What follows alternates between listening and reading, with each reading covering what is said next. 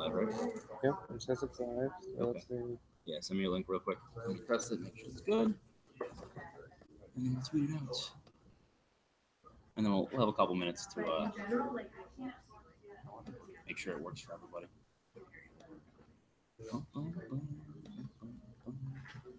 So this is a hangout? Mm-hmm. Okay. So on YouTube.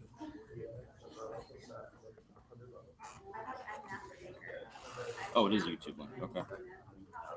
Yeah, it's a YouTube. Okay. It's just through Hangouts? Yep. No, I'm working. Hey, you have to unmute your mic. Hmm? Oh, it's perfect. Okay. So I'll tweet that out. Okay. No, I just want to copy. Copy.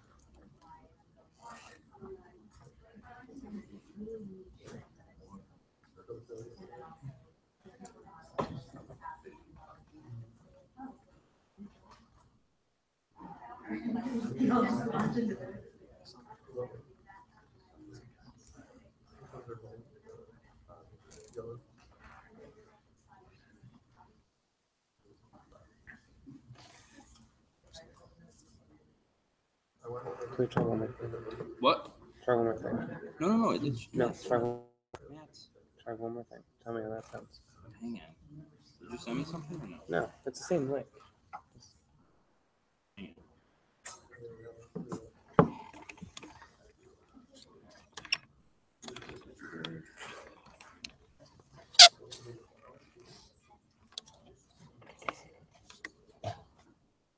All right, Osmo, I just tweeted out the stream link. We are good to go. Tell me how it sounds. It sounded good. I checked it already. I just tried to change the setting. You just changed something? So tell me how it sounds. Hold on. But you know, you're a quiet speaker. Sometimes I don't hear what you're saying. Okay, yeah, it's good. Is it good? Yeah, it's good. I'm listening right now. It's good. Okay. And it'll be recorded? Yeah, YouTube backs up everything. So. Righty. So let's give. Want to wait a couple minutes before everyone gets it up and running, and then we'll get started. Like the only person.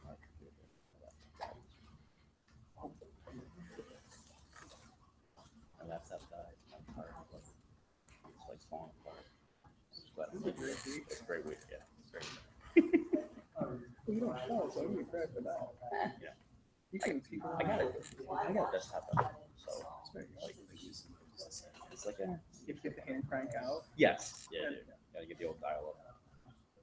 Make sure the hamster's fed, keep it running. Right. Everyone's gonna hear what we say on that other option. Right. So That's good.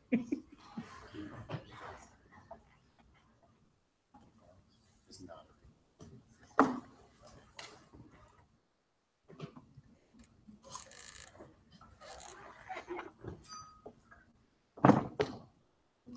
Yeah. I checked a couple times. Okay. I mean, we'll see what people say.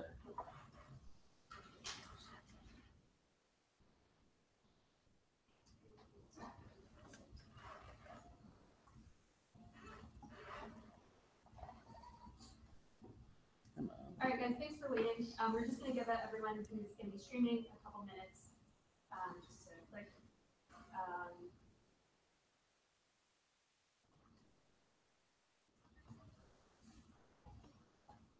Did you check it? Yeah. All right, we'll check the membership. We'll check the membership.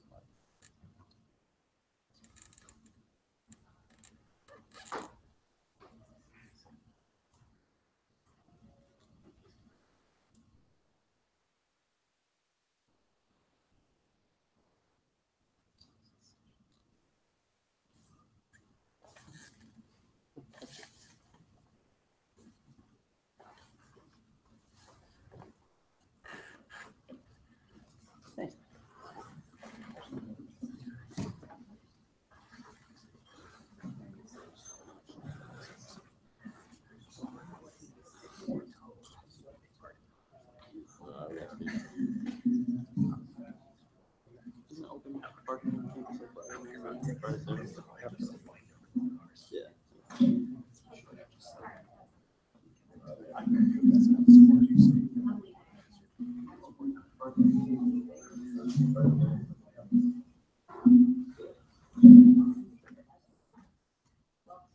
he's actually.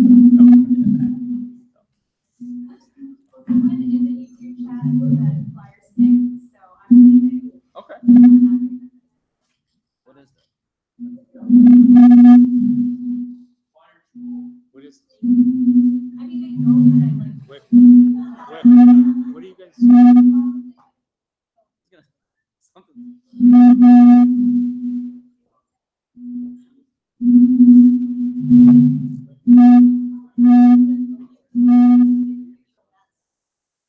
Huh? I know, yeah. It's very photogenic though. So it's okay. Dawson, before we get started, do you have like strong opinions on Arsenal starting left back? A lot of people just ask me that. I was talking about it. Yeah. Like, I don't even like them. All right, I think we're gonna get started. So, welcome everyone. Thank you for attending, and for those online, thank you for joining the stream. This is the first time we're going to be doing this, and hopefully it'll become a series through various hockey conferences.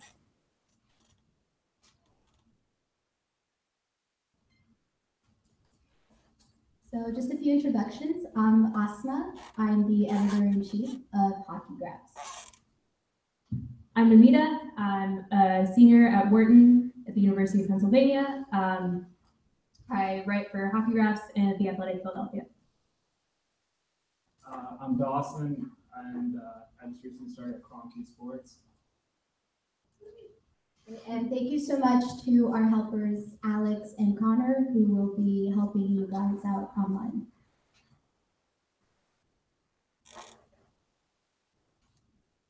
So the main goal of this workshop is to get you guys excited about exploring statistical ways to explore hockey questions.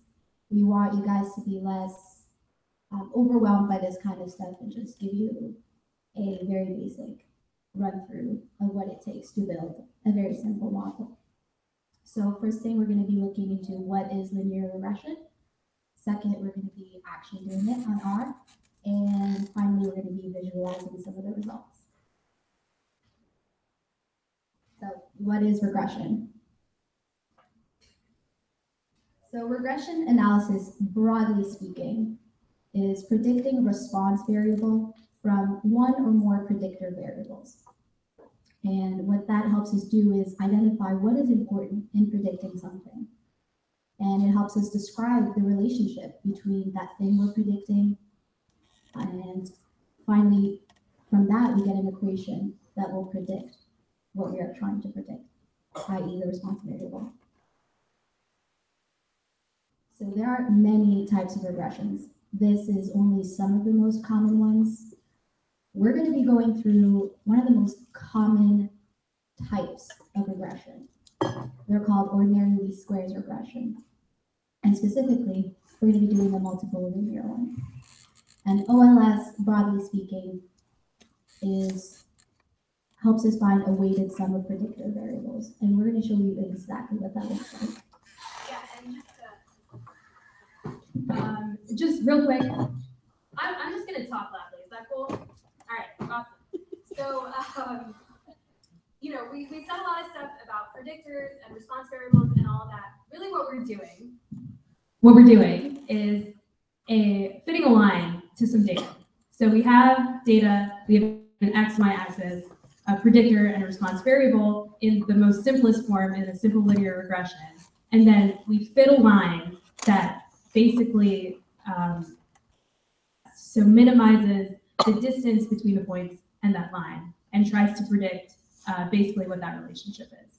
So, you know, don't worry too much about some of the words on the screen, but we're just showing you basically one of the most common methods of statistical analysis. I will say, for example, once you go forth in the world and explore stats much further, You can do stuff like logistic regression, which is a very common tool for predicting basically binary outcomes.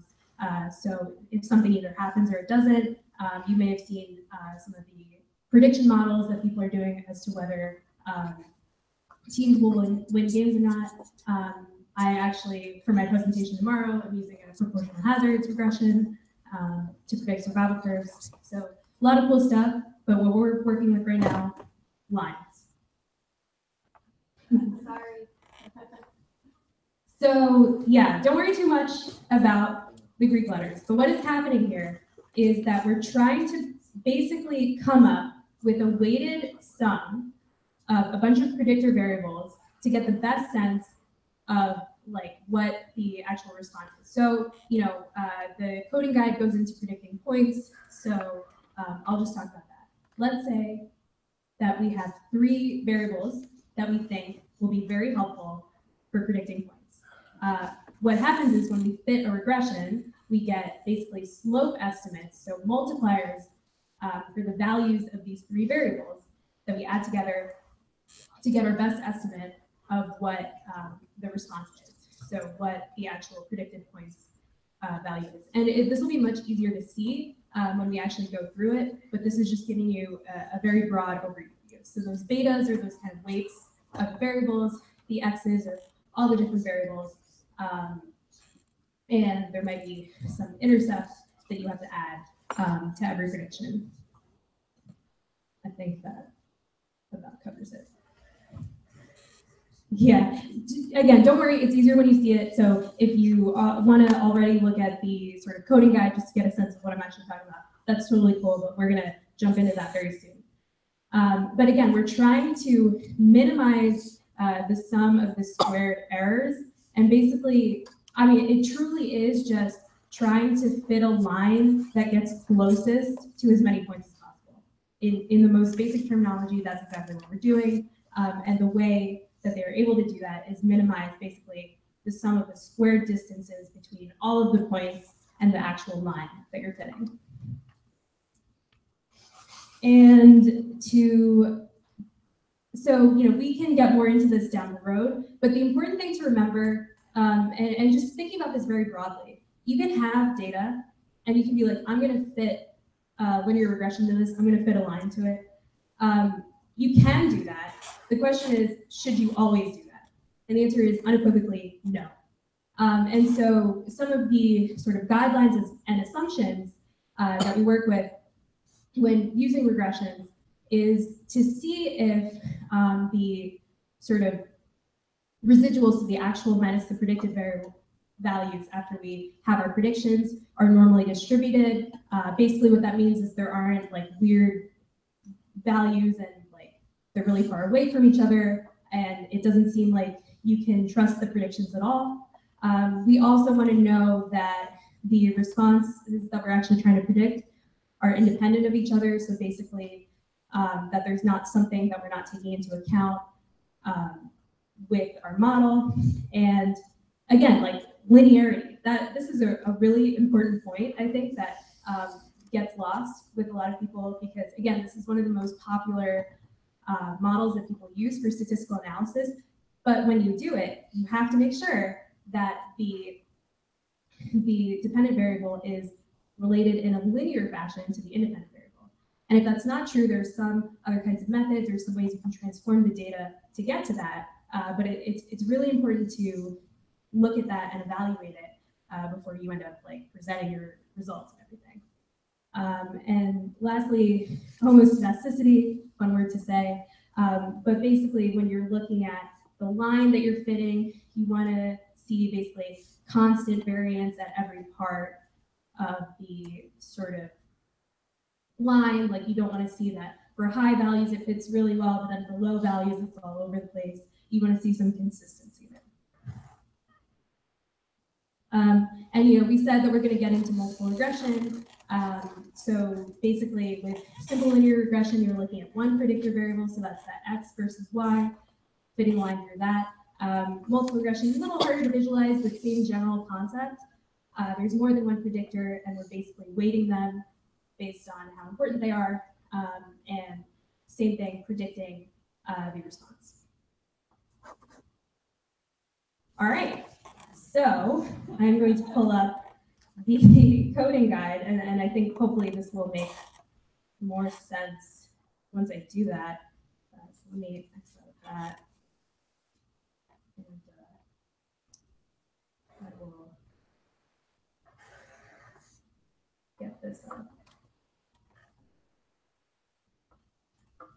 If you don't know where to find this, check my timeline, and there should be a Dropbox link to both these documents.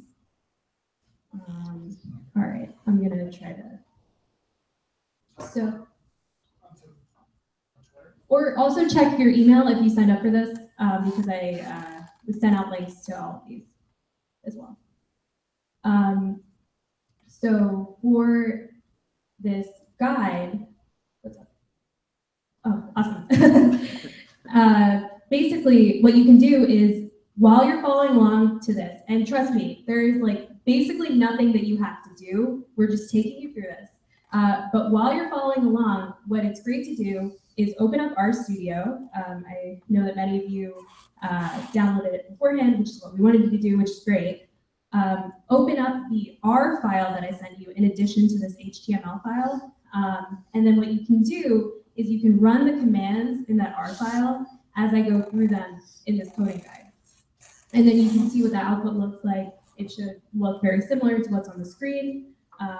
And you know, hopefully you get a sense of how everything looks when you're actually going through this. But the guide has all the explanations, and I'll be going through it as well. So hopefully that sounds good to you guys.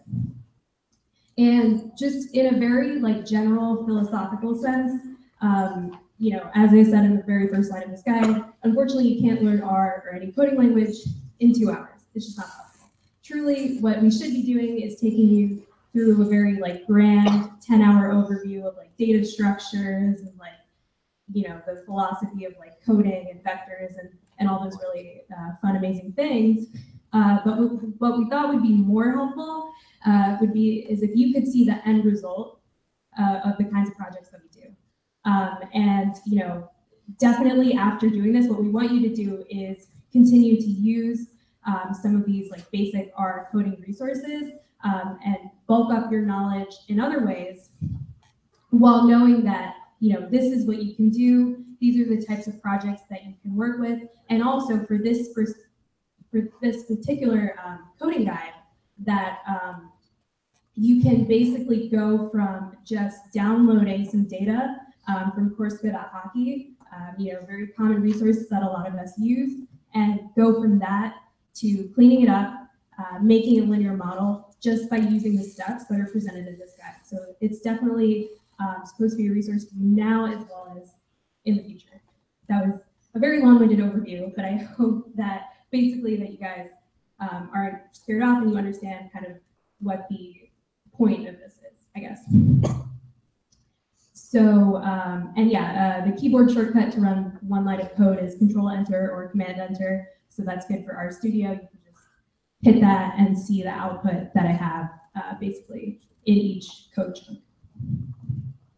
So the first thing I did was assign the number 3 to variable x, and then print 2 times x, and it turned out to be 6, which is great. We're off to an amazing start. And now, you know, you can make a formula with x, and it will refer to it as 3. And so in general, you know, we're assigning things to variables using that little arrow. That's always very important. And again, like I said, I got this data directly from Coursera, and what I thought would be most helpful, you know, it's kind of a little bit intensive as you'll see, but what I thought would be most helpful is to, you know, do none of the data cleaning up front, just show you how you can go directly from a Coursera download, a CSV file, to doing all the data cleaning in R, and then having something that you can use for model building. So I decided to completely go a little nuts with this and get like power play, even strength, penalty kill, and all situations data, and just combine it all together into a very like monstrous data set, which you can use for basically any project that you want to do. And so the first thing we need to do is read in all the CSV files that I sent you. Again, I just downloaded them and then sent them to you guys And one of the things, the only other thing with this command is like, if you just read them in without saying like check names equals false or anything like that, it'll sort of modify the column names in a way that R likes better, because the Corsica download has basically, percentage signs and other things that R doesn't find particularly machine readable. So it'll change those up for you. So I just said, we'll fix that manually. So let's read in all those data sets. And then also, this is really important. So if you haven't already done so, you do have to run these commands. So I commented them out because I've already installed these packages, but basically what you have to do is in R, run install packages ggplot2 and install packages dplyr if you want to be able to follow along, because some of the commands that I use reference tools from those packages. And then you actually load them in. You have to use the library command. And what that does is, again, now you can use commands from those particular packages. So, the great thing about R is that there's a lot of stuff you can do, but also anything that someone has imagined that isn't included in base R, you can, as long as they've made a package for it, you can load that in and use those as well. R is really great for regression. There's been 200, or I think now close to 300 functions that have been written in R for regression analysis. But Python is also very useful, but for regression, I would recommend R. And those two packages are invaluable. And I mean, sort of regression being one of the sort of more basic model building techniques, obviously it's pretty easy to implement in Python as well. But the thing with R is that, it's a language specifically built for statistical analysis. So, this is kind of where it really shines. Quick aside on Python is if you want to do a lot of other stuff, like there's a ton of web scraping, website building, all sorts of other things you could possibly imagine. Things that you were able to do in Python and not necessarily in R. So just an aside there. Okay, so one of the sort of coding examples that I just put up there, because I'm going to be writing a function later on, is just to show you the syntax for it. So I defined it and I said, okay, it's a function that you have to give it 3 values. You have to give it an A, a B, and a C. And then what it does is it does some math on those 3 values, and then it returns an output D. And then so what I did was I called that function. I just printed test function 321, and then it did all those mathematical operations on those values, and then it returned 8. That was the answer. And then one of the important things to know with functions is that it doesn't actually save that D as like a variable that you can use. So that's why I get this error message that comes up that says like D isn't found. So, but in general, functions are a way to do a lot of things quickly, to maybe a lot of different data sets or a lot of different columns of data sets, whatever the case may be. And then so let's actually look at some of the data. And so one of the really quick ways to do that is just to use the head command, which shows you the beginning, the first 6 rows, although if you do like comma 10, it will show you the first 10 rows, and so forth. And so this is just good to get a quick sense of like what you're actually working with, what you're actually looking at. But since this data frame has a lot of columns, we won't see all of them when we just print that output.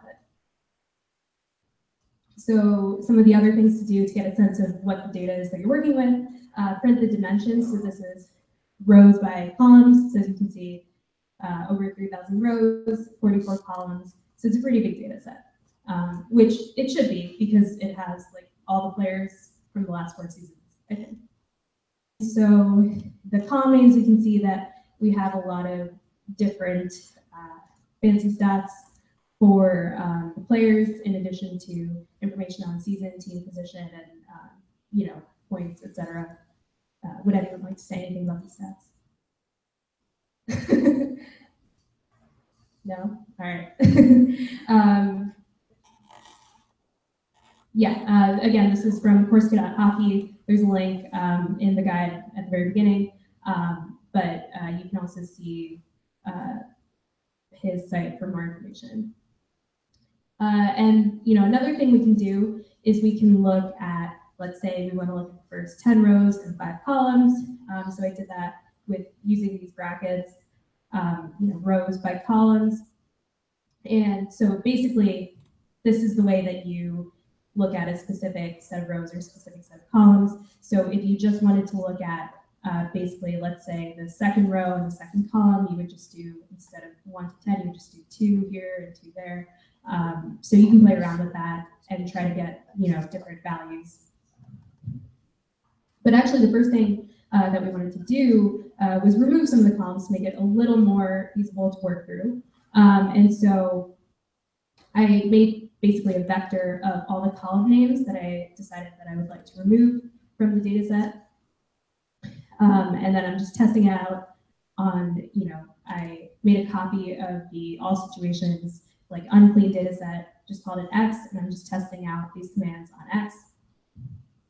I decided to remove these 10 columns by making them null. So they disappear, they don't exist anymore. And then one of the other things I did, and truly I know that this is not, probably your favorite part of this, but what it really should do is give you a sense of how much work goes into the data cleaning aspect before you can really get into the model building. So it's really important to do all of these steps so that you have actually workable data, and then when you're building your models, you don't encounter errors and so forth. So I got rid of those columns. One of the other things is it doesn't particularly like when you have like percentages and flashes and stuff, because it doesn't read that well as column names. So I ended up basically substituting them using the gsub function with things that are finance basically more readable. And so, the way this function works, and basically you look up the way that any function works, right? Like you're not expected to memorize any of these, but you say like, okay, I want to substitute this string with that string, and reassign those to the column names. And then lastly, for this part, I'm kind of thinking ahead, and I'm thinking to the fact that I want to merge all of these different data sets together. So I have all situations, I have penalty, kill, power play, even string. I want to merge them all together. But what's going to happen with that is if you have the same column names for all of the 4 data sets, R is going to be like, what's going on? What are you doing? So one of the other things that I wanted to do is sort of paste the name of where that column is coming from. So if you have time on ice, for example, I want 4 different columns for time on ice. I want all situations time on ice, penalty, kill, time on ice, power play, etc. So for all the distinct data sets, just pasting the word referring to what it is before the column name. And it has some more explanation of why I did the things that I did with this function. But as you can see here, for the all situations, this is how I got the column names to look, which is perfect for actually building models. And then I wrote a function that did all the steps that I described and applied it to the 4 different data sets. And then we merged them all together. So if some of you are familiar with SQL, you know about joining things. So these are left joins, and basically I put all 4 data sets together by telling R that the columns that are the same across all 4 data sets are player, season, team, and position. And then it realizes that, keeping those constant, you can sort of merge all basically the columns together into one, big, huge data set. And then this is what you get in terms of all the different column names. But, remember that it's very standardized. So it's like the same variables that we looked at before, but you just have to preface it with what situation you're looking at. And then one way to get a quick overview of different features and distributions of the different variables is to use a summary command. This is also good to use right when you read in your data.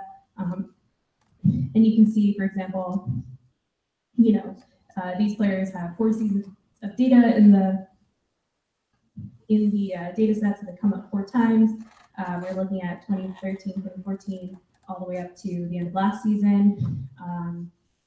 And some stuff to keep an eye out for, kind of when I'm analyzing data is, for example, basically something like what you see when you look at the positions. So for most of the players, you have D-man centers, left and right wingers. But for some of them, they have multiple positions. And so, when you're building a model, sometimes that'll be tricky because if you want basically a coefficient for this specific case, like there's only 3 players in that, doesn't make much sense. So you might have to reassign them just like the first position that's listed. So that's, an example of something to keep an eye out for. And then you also want to look at just like the general distributions of the variables to see, for example, if it makes sense. So if you saw something like someone had regular season games played above 82, you'd be like, okay, there's something wrong with the data. Oh, okay, interesting. Oh no. Well, that's fun. So what I would do in that case, and what you can do, is I would try to look at why that is. It doesn't affect the actual commands that we run, but it's an instance of like basically a cautionary tale of trying to data clean at like 3 a.m. But we will press forward. So yeah. And then finally, the specific project that we're doing is predicting basically a season's worth of points. And the way that we're going to do that is use data from past seasons. So what we want to do for these different columns is create basically lagged columns. So the lagged columns tell you what that value, if you have points for this season, you can have a lag 1 column that tells you what that player's points were for last season. And that's what you can use, let's say, as a predictor variable in your linear regression. And so, I tried to do this basically in a very quick way, which is to use dplyr, which is a good R package for basically messing around with data sets and trying to do stuff like this. And again, it's not important that you kind of understand the syntax of it right away. But what I end up doing is saying, okay, for each player, let's make a bunch of new columns where we lag the values once, twice, and 3 times. And also, I'm going to filter it by saying, even string time on ice must be greater than 400.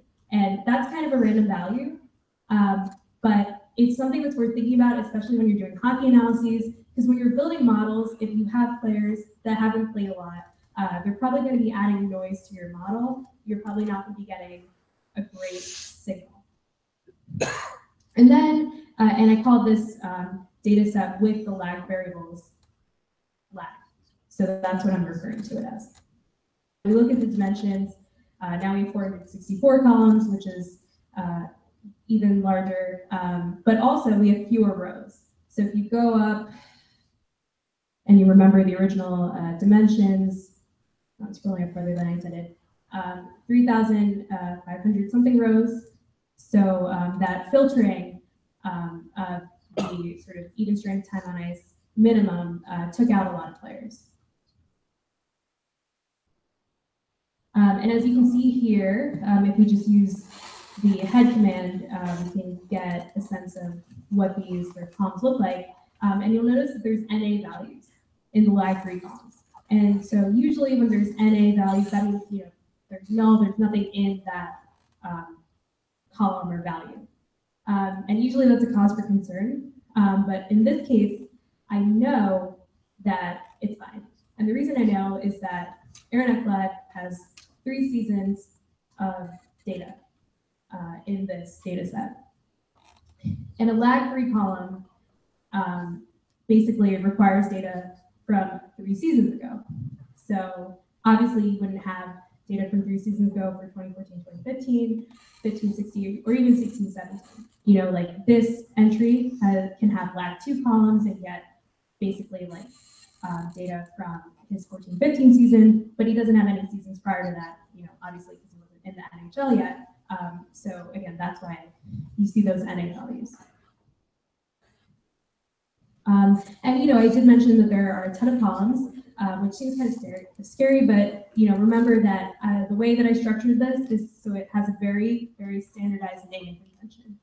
So you start with the variable itself, like course before, you preface it with the situation you're interested in, and then if there's like a lag to it, it's from a year ago, 2 years ago, 3 years ago, you have the lag 1, 2, 3 at the end of the column. Okay, so that was a lot of words on data cleaning. Now we're gonna actually look at stuff, which is kind of fun. So I, in my infinite wisdom, decided to show you guys ggplot, which is a slightly harder way to plot things, but it's also a much prettier way to plot things, which is what I care about. So I just have some quick instructions here, but basically I'm showing you what the syntax looks like.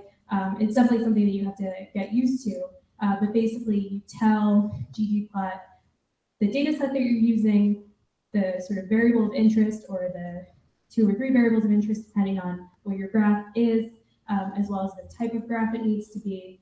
And then again, if you want to make it pretty, you can have fill color, you can have an outline color. Again, this is an additional package. R has its own base graphics. So if you just run this histogram code in your console, you can see the same histogram, but it won't look nearly as pretty. So I have not included it in this guide. But basically, you can see here, for example, we have points in all situations, and we can see the count of players that fall in each sort of bin, and you can see that the trends go roughly how we'd expect them to. These players are presumably, because we're just using the original data where we didn't exclude any players, we see a lot of players, in this like 0, 1, 2 point region, because maybe they were just called up for a game, they didn't really do much, that sort of thing. So that's what you're seeing there. Now we can make a scatter plot. We can look at something like even strength versus power play points. And again, I'm using the original data set, so I haven't excluded anyone yet. And the geom point tells you that it's a scatter plot, and I decided to make the points dark red because I wanted to include as many colors as possible. And here I'm telling it that X is even strength points, Y is power play points. And we can see, again, the trends. It makes sense that on average, someone who scores more even strength points would also score more power play points. And again, if you think back to the regression discussion that we had, basically, if you were going to fit a regression to this, you'd be trying to see how well something like even strength points can predict power play points, and what's the variation that's still left. So, you try to make a nice line that minimizes the distances of all the points from that line, and then see what the actual formula is. And there's a lot of other commands that you can use with ggplot. All of the plots that I make are using ggplot. There's just, the sky's the limit with what you can do with that. Okay, now we're going to do our first regression. So I'm going to start with a simple linear regression. So it's just one predictor. So this is kind of actually a slightly, I think, Python-oriented way to do it. But I like it as well, where I make basically a copy of the data with just the columns that I want to use, because that way I don't have to deal with the billion other columns. I just think it's sort of nicer. But you can also just specify manually in the formula itself the columns that you want to use. But so, this LM command stands for linear model, which is what we want. We tell it to use the data, and then we tell it to predict all situations points in a season. This dot tells it to use all the other columns, which in this case is just one other column. And then you get this output. And this output is will end up looking very familiar to you if you continue to make models. There's a lot of basically things to keep an eye out for. So one of the first things that you look at is the coefficient estimate for the last year's all situations points for the whole season. And what this is telling you that is that the model's best guess for how many points you will score this season is roughly 0.74 times the amount of points that you scored last season plus the intercept, which is 8 points. And this says this p-value being less than 0.05 and these stars, and we can talk about kind of p-values later, but basically it says that it's statistically significant, that it's very sure that this is a positive relationship, and that this is basically, again, its best guess for what that actual number is that you have to multiply last season's points by. So, one thing to keep an eye out here is it's saying like, okay, we deleted some observations due to missingness. That means that they had NA values basically in some of the columns. But we know that this makes sense because there might be some players, or the players' most recent seasons basically, or I should say the player's first season, actually it's the opposite of what I just said. The player's first season won't have a lagged one column because we don't have any information from the season before that. So it's fine that those were deleted. And then we can also look at the R-squared. So the R-squared is the measure of the amount of variation that is explained by the line. So you think of it this way.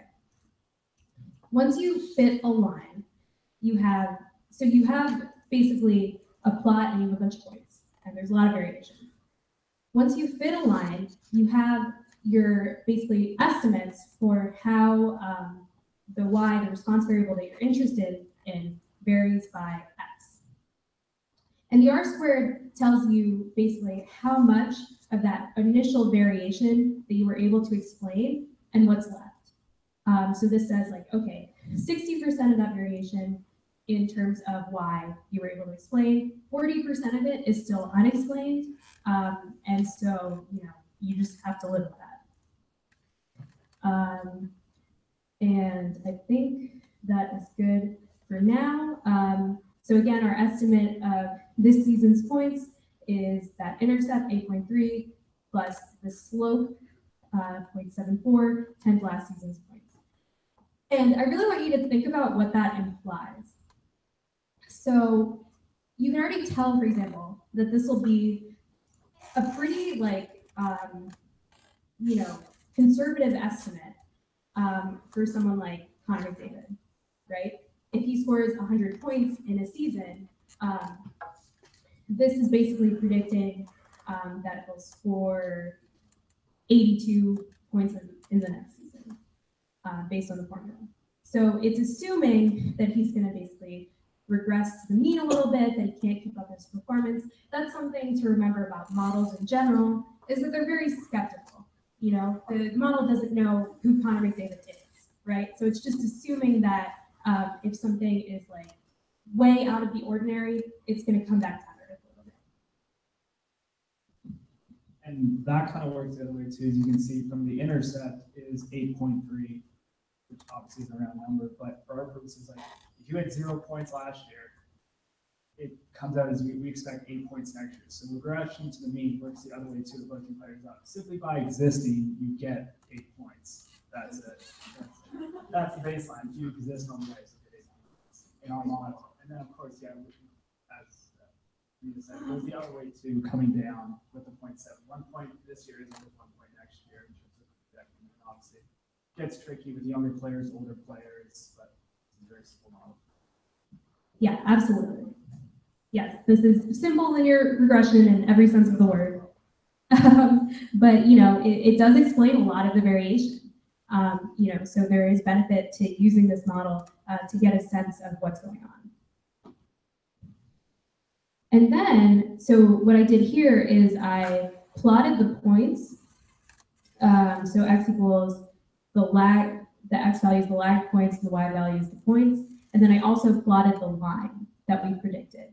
And you can see exactly what we talked about, that it's very good at identifying the general trend of what happens as you have more points scored last year, what happens this year. But for any individual point, it doesn't do super, super well at predicting it, which again is roughly what we expected, but we wanted to get a sense of the general trend, which is what we did. It's also worth looking at what some of the sort of really far away like outlier values are. So I was particularly interested in this one because it's way, the points in the year in question were way higher than the points from last year. I was wondering who that is. Does anyone have any guesses? I forget. It was Johnny Gaudreau. Funnily enough, one of my favorite players. And the reason that happened is because in the sort of lag, you know, when he came into the league, he played like 1 or 2 games for Calgary, like at the end of one of their seasons, and then, you know, played a full season, did really well because he's amazing. And so what happened was his lag term was really low because he only played a couple games in the previous season, maybe just one, I'm not even sure. And so that's why this prediction didn't do that well. So one of the things that we can do going back is trying to prevent that from happening by instituting a more rigorous like time on ice requirement for the lagged columns as well as the sort of columns that we're looking at.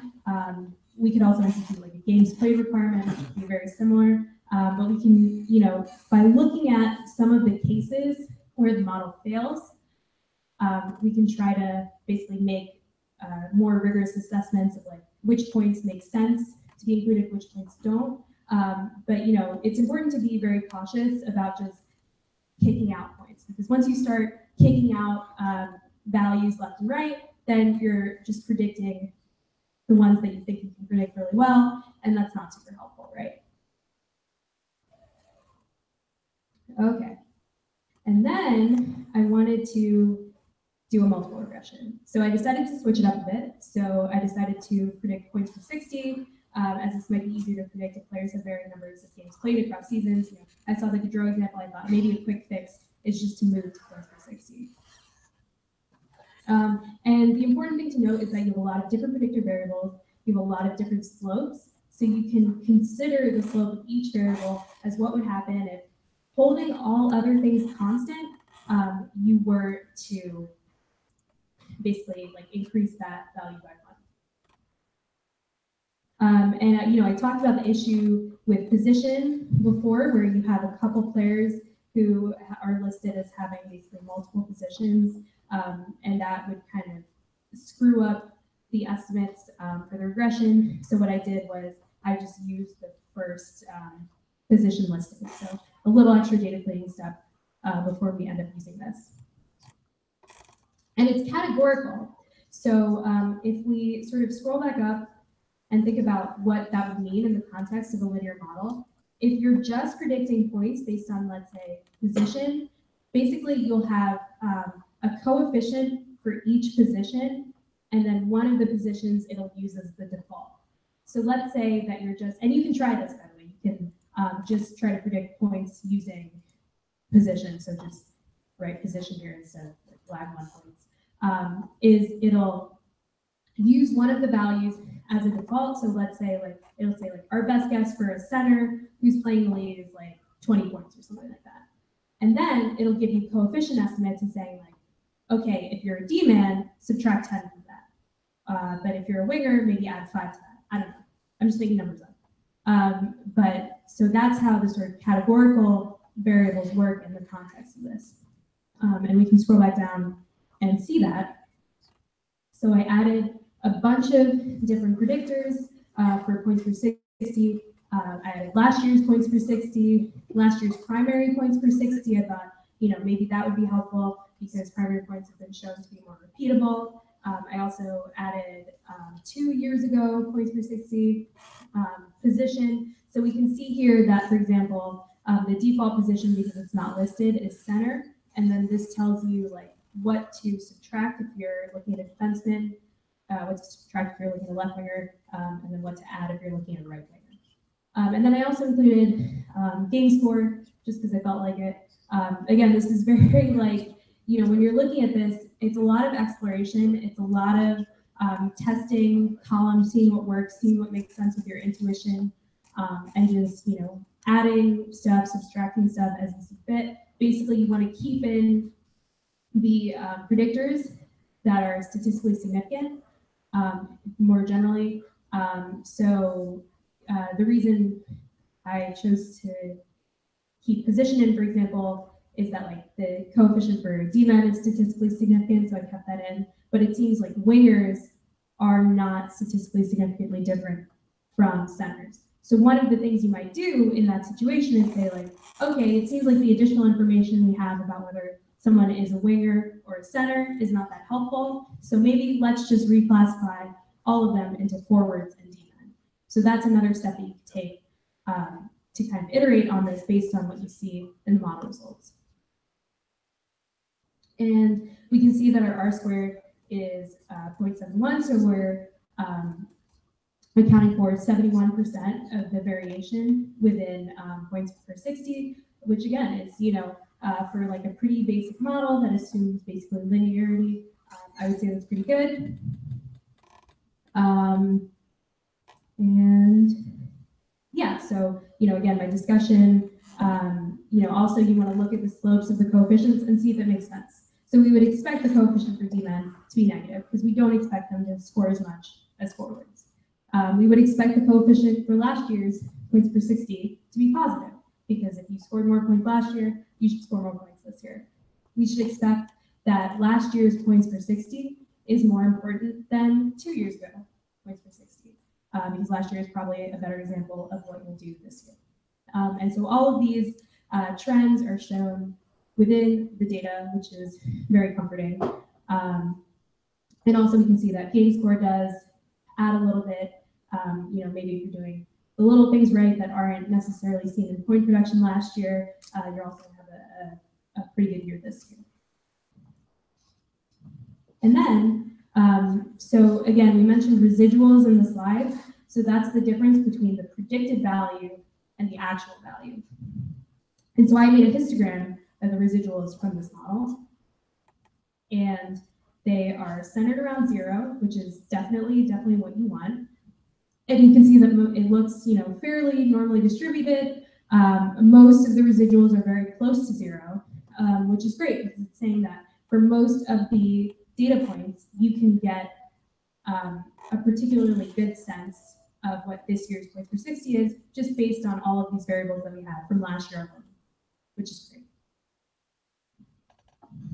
And I decided to use the color violet red 3 because I like it very much, and the alpha actually makes it slightly transparent. So just to be completely, frank about what I'm including in the graphing.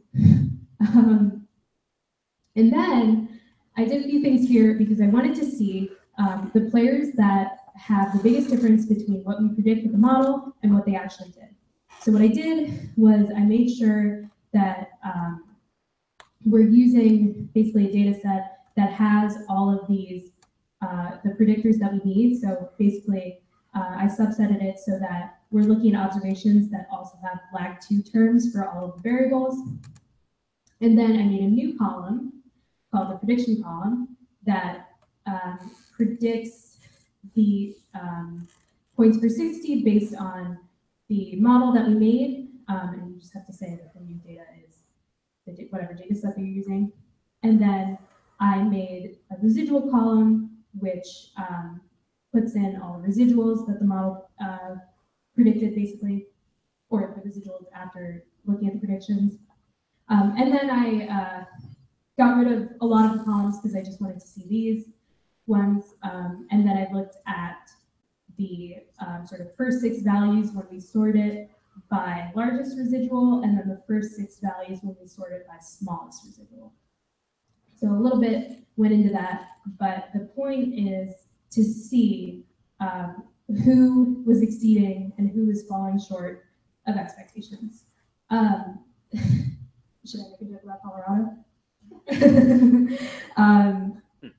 But as we can see, we have Victor Arvidsson on the very top end who just completely exceeded expectations based on what he had done the previous year, last season. And so we can start to think about him and just like maybe think about some variables that would have maybe predicted the sort of meteoric rise that he had.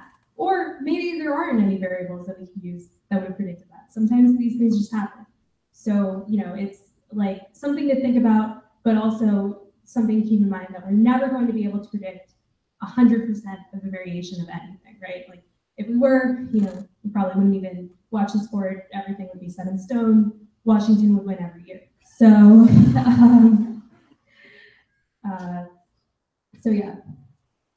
so these are kind of the overperformers based on the model, and these are the underperformers in terms of season points per 60. And then I just decided to plot the distribution of all situations points per 60 below using Flyers Orange or something similar to it. And then I plotted the distribution of our predictions. And one of the things that I wanted to show you guys, and this relates to our regression to the mean point earlier, is that the predictions are not as spread out as the actual values. So again, this goes along with what we said. Because when you're building this model, what's generally going to be happening is that for players that do really poorly, it's going to predict that they're going to do slightly less poorly. And then for players that do really well, it's going to predict that they, come back down to earth a little bit. So, that's another important point to keep in mind.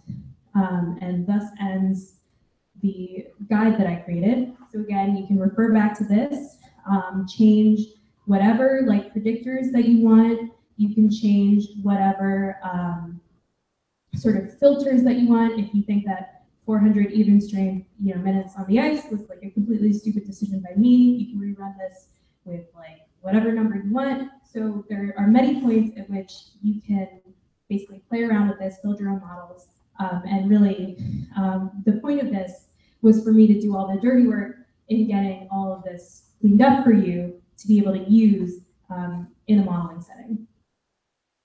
Ooh, okay, and so now we can go back to these slides.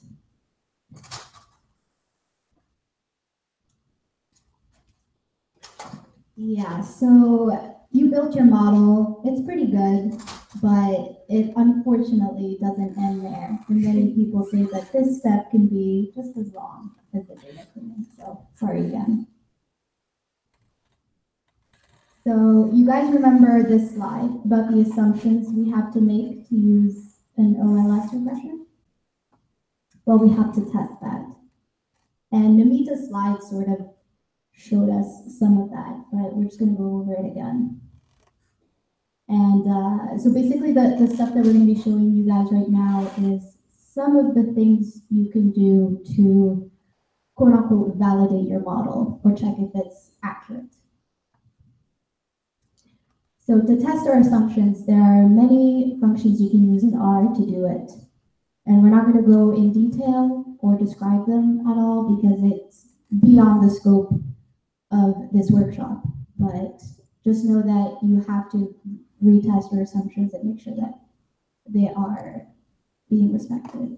These are like some of the summary plots that you can get from a regression. So one of the really important things, that linearity one, that example. If you see that trend basically in your data or in the residuals where it looks curved, that tells you like, okay, a line maybe is not the best fit for this data. And what's really important is that, that you look at that rather than just stopping at something like R squared.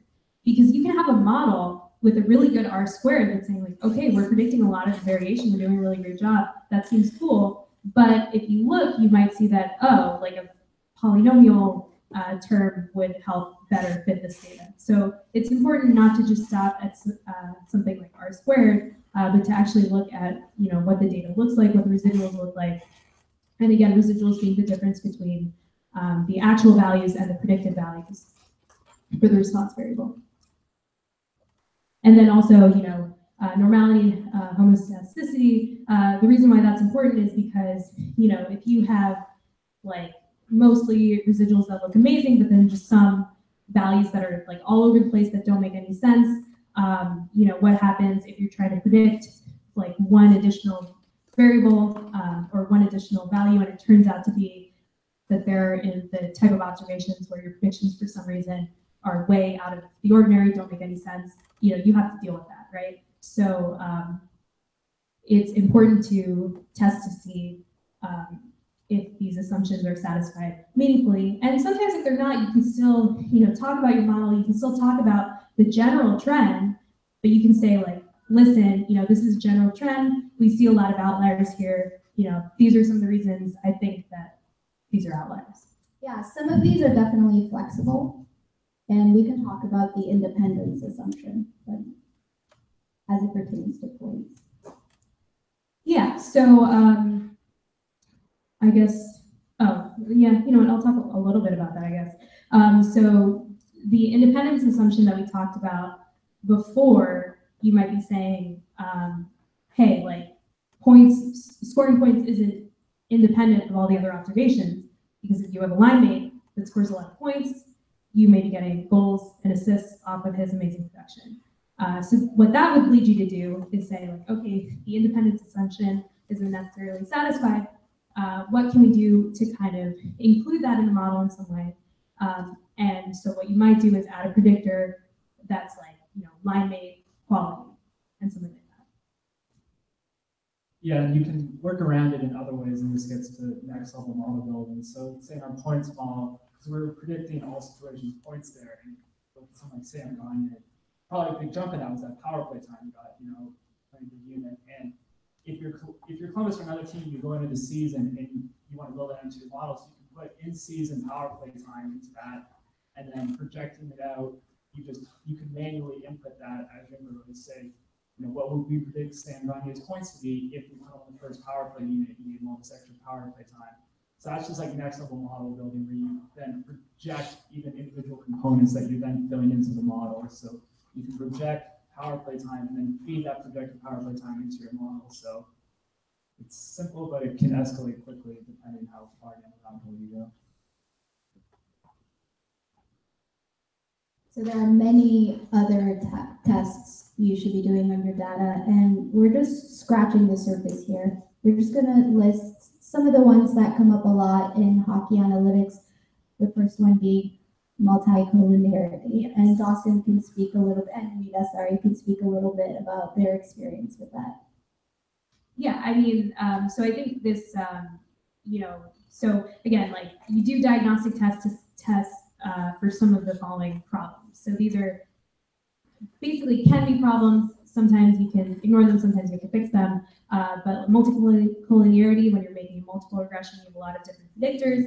That's saying like, okay, if you have two predictors, two variables that are very highly correlated with each other, and you're using them to predict the third variable, the model kind of doesn't know what to do with that. It doesn't know, how much of the third variable is attributable to the first one or the second one. You lose a lot of precision. And, I guess there's a ton of like real world instances if you just think about, and Dawson, I don't know if you want to talk about. It's really tough, and there's a lot of ways you can go about trying to parse out multi-collinearity and just in general what drives influence factors of decision makings. Like there's the joke even with just Amazon, where if you buy a vacuum, Amazon suddenly recommends 50 other vacuums because they think that's what you want. And that's a big issue with hockey too, and all sports in general. Soccer has this biggest problem where, so you have things like soccer, you're on the pitch and there's 3 substitutions, so you're probably all there and work as a cohesive unit. So looking in general at those stats, it's hard to parse it out. And like Brad Marchand and like Patrice Bergeron, they're always tied to hip together. So there's a cause and effect, and I think there's that long-standing thing of Bergeron just carrying Marchand, and that's kind of the issue with multi-collinearity is they play so much together. It's hard to parse out who's responsible for what and how much credit you should dish out, and that'll definitely be influenced by what kind of model you choose. This is very basic linear regression, and there are definitely some instances where it won't handle that well, just due to the underlying math, and it might skew things. So if you want, if you have an interest in just basically, if you think you have some issues with that, it's worth, maybe just doing, honestly, all this stuff, just Google. If you run into any issues, if you run into any argument, you get an error, just Google it, and that's the best way to learn, is just kind of hands-on. Outliers and influential observations, I think, kind of go hand in hand, where you don't want them to throw everything off, and they're tough to deal with on both scenarios. So one thing is regression to the mean. It's like Johnny Gaudreau, you got 75 points the next year after having 0 the first year. But if we had regressed that 0 towards the mean, it wouldn't completely fix it, because unless Johnny Gaudreau is really good, Kamal doesn't know that, but you could get him closer to that point. And then you have other issues that are hard to do with, like Connor McDavid and Sidney Crosby put up way more points than everyone else in the league, and you got to find ways to deal with that. A linear regression might be tough, but this question's worth exploring. Yeah, there are many types of regressions, and some are resistant to outliers and influential observations, some aren't. So this just plays into the art of modeling. Really, you're just going to be playing around with a lot of these models, and you're going to have to sometimes pick the best model. And that's an entire conversation that we might want to do at a later conference, but picking the best model is also something that's important. For sure. So thus ends, I think, us talking at you for a very long time. But if you guys want to either talk about some of your ideas or go ahead and implement them with the code that we've given you. So we have a couple questions up here to just get you guys really thinking. So one question is like, what important variable, I mean, there are many, but what important variable have we left out that could be a significant predictor of a player's point production? Yes, that was the answer. Great job. So, if you have followed any of the research, you might have seen stuff about aging curves. So that would be, a next step is to get all of the player ages and try to see, controlling for player quality, how does age impact point production over the years? And then you can think of what other variables would that. Yeah. Yeah, exactly. So we used the variables on Corsica, and we deleted some of them that we intuitively thought would make a huge difference. But are there any variables that you think could make an impact? And I know there's a couple trackers in this audience. Anything from your tracking that could be relevant? Plus minus rating? Any other recommendation? And this is genuinely like an open question. Like I just threw some variables into this model, but I'm curious to see what you guys think could be predictive points that we haven't talked about.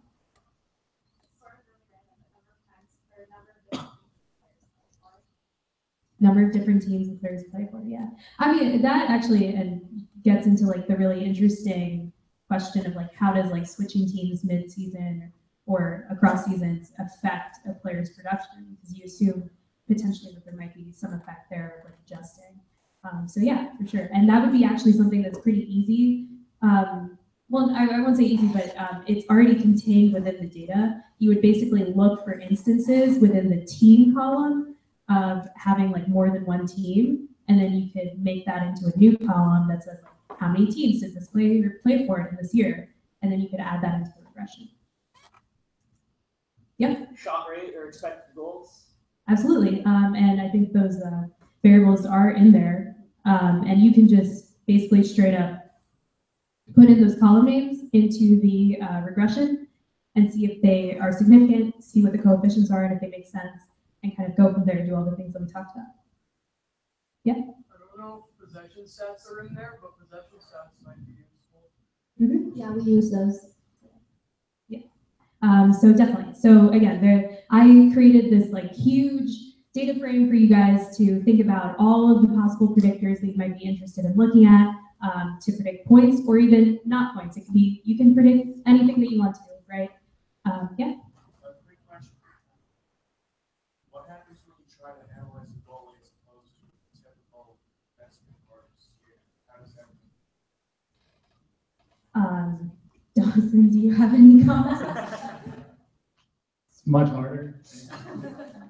You also kind of really have to get into the stuff I talked about, just with this standardized regressing to the mean, because you get a lot of goalies are kind of boom and bust. There's only 30 positions, and if you want to analyze any of the other people, you're going to basically, if you look at the distribution of goalie playing time, you have a lot of goalies that play a lot, and a lot of goalies that don't play, and not a lot in the middle. So you really kind of have to punch the data there to kind of get it to work. And you're also there's definitely less, I guess, publicly available stuff to use with goalie data, and it's actually, I can go on forever about it. I don't think this stuff is that bad in the public, but it's definitely, it's not as satisfying a result as player stuff because for a lot of reasons. But yes, it's much more difficult. Yeah, for all my draft analysis, I just look at skaters. Yeah. So the last question there, as you get into hockey analytics, you're going to be reading a lot of articles, and a lot of them use different inclusion thresholds. And so this broad question is, do you expect your results to change if you tweak that significantly? Say you used 100 minutes.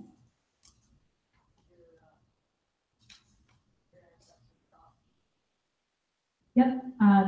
That's a good comment. So if you decrease the inclusion cutoff and you're just looking at overall points within a season, your estimates are generally going to drop because you're going to be including more players who didn't, score that many points because you're including all the players basically who played with between 100 and 400 even strength minutes. You're adding those players back into the data. The other thing that's more philosophical, and we can sort of test this, is that if you have a really low cutoff, again, you're going to include a lot of players who didn't play a lot of games.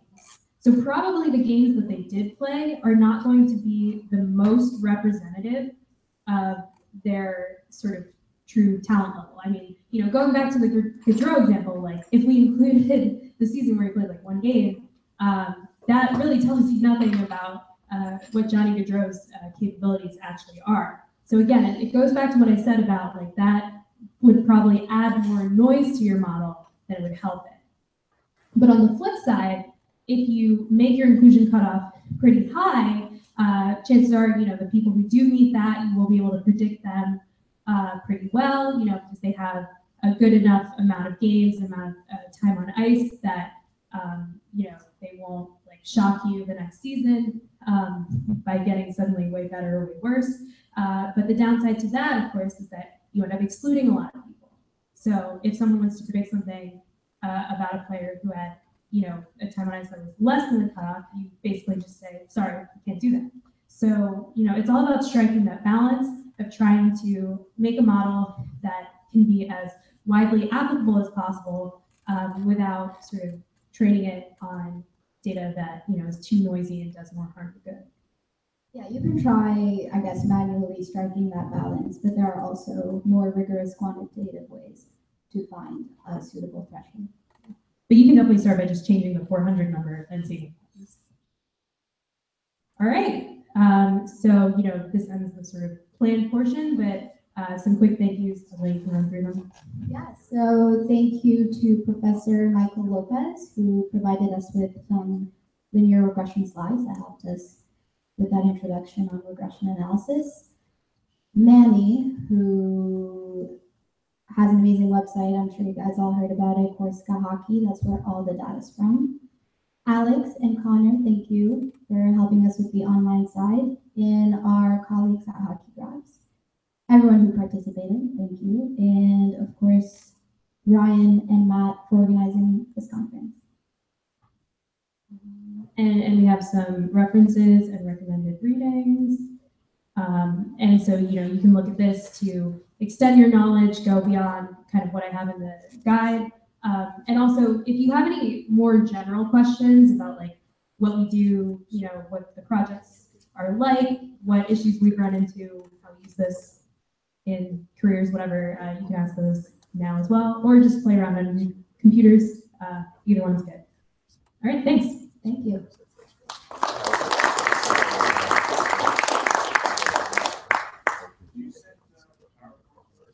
Yeah, we'll send the PowerPoint like right after this. Any other questions? guys first started getting into this, did you use like math and then got into coding, or coding and got into math? So, speaking for myself, I'm a stat concentrator at Wharton, and so I took a couple stat classes. Definitely learned more of the math side, and then got into the coding. I don't think there's like a sort of like true right way to do it, because I do think that when you're learning about regression, it is helpful to like run as many of them as you can and like see how things change when you change the variables in them. But it is definitely important to get a solid foundation of like what you're actually doing before you run models. I think like that is a problem that people run into, because as you can see, I mean, you downloaded RStudio. The command for linear model is LM. Like that's pretty easy to type. It's very easy for people to do.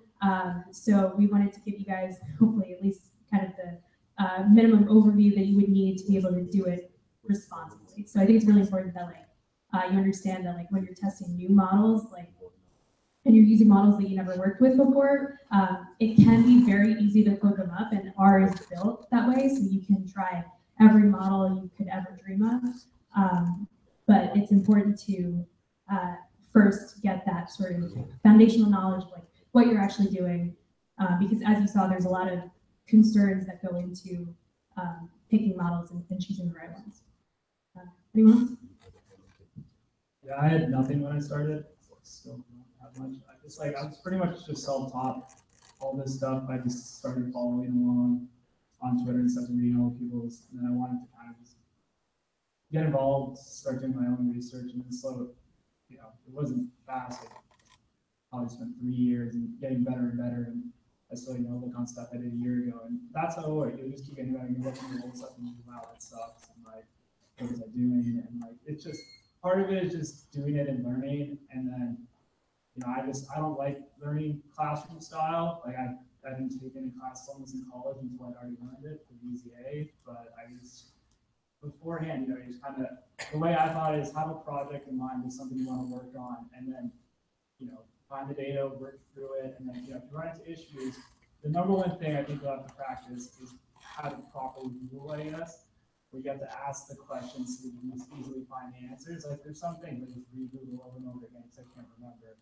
But then you Google it, it's right there. There's a great community. Basically any question you probably have is probably been answered before. Stack Overflow is your friend. Stack Overflow is the best website. So like don't feel bad or anything. It's like it seemed daunting when you started out, but like I didn't do any real training on it. Just dive into it. And if you run into issues, you just work through them. And that's how I think it's best. Yeah, I think I just want to reiterate the fact that like all the commands I wrote in that guide, if you tested me on them right now, I would absolutely not be able to remember them. Or I mean, I would probably remember maybe like 60% of them. Because like, it's not important that you have this like encyclopedic knowledge of coding. What's important is that, you understand what you're trying to do and how you can basically find the process to do that. And so hopefully, that guide can get you off to a good start with that. But yeah, I mean, don't feel like you have to memorize it or anything like that. And Google is your friend. Stack Overflow is your friend for sure. Any other questions?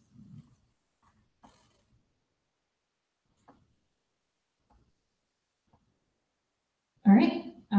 I guess we'll wrap this up. So thank you guys so much for being here, and thank you to the streamers as well for streaming. And we hope that this was helpful to you in some way. All right.